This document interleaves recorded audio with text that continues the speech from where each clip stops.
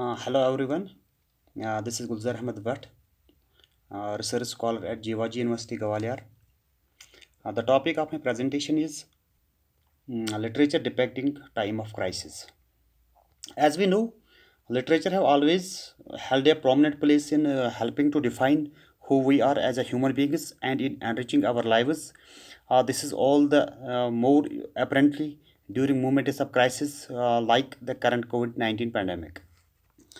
In fact, uh, if we don't have a sense of what that hope is like, we really don't understand what a crisis is. They really have to be understand together. I think a very important point to keep in the mind as we struggle through the crisis with a very uncertain and unknown end.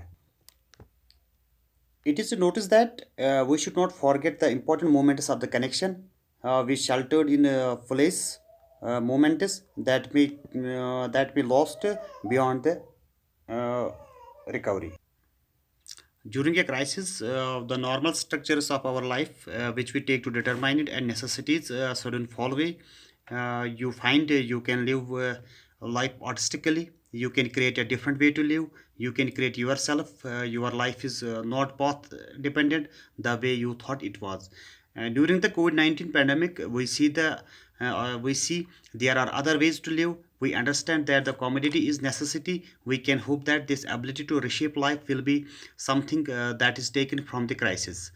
We will see new ways of relating of one another that won't be determined by the crisis, but will be a result of the creativity we can see that is possible in our own new ways of living.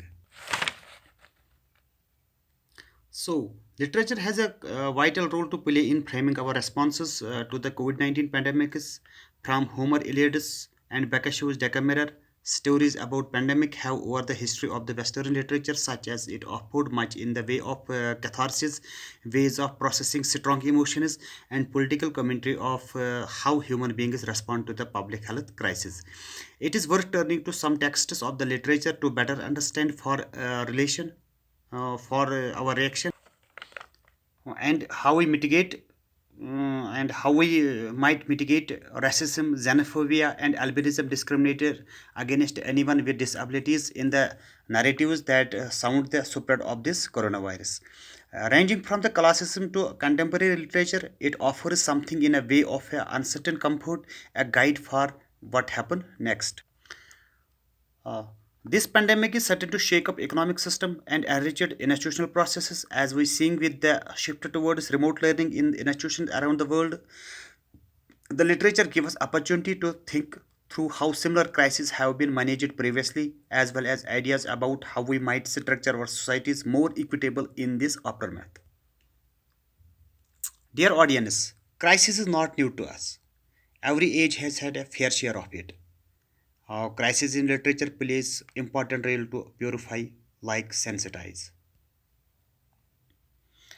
The Decameron by the Boccaccios set during the Black Death reveals that the vital role of storytelling in the time of disaster. 10 people self-isolate in a villa outside Florence for 2 weeks during the Black Death. In the course of their isolation, the characters take turn to tell stories of morality, love, sexual politics, trade, and power.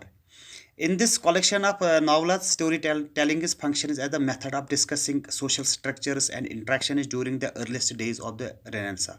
The stories offer the listeners and Boccaccio's readers way through which to restructure their normal everyday lives, which have been suspended due to the epidemics. Uh, in 20th centuries, Albert Camus, The Plague from 1942, and Stephen King's The Stand from 1978 brought readers' attention to the social implications of the plague, like pandemics, particularly isolation and failure of state to either contain the disease or moderate the ensuing panic.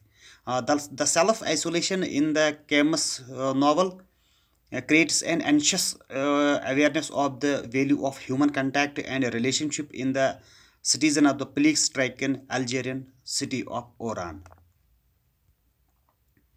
And in the Kingston, the bio-injured sulfur named Project Blue leaks out of an American military base. Pandemian anxious King recently states on the Twitter that COVID-19 is certainly not as serious as his fictional pandemic, urging the public to take reasonable precautions. Thank you.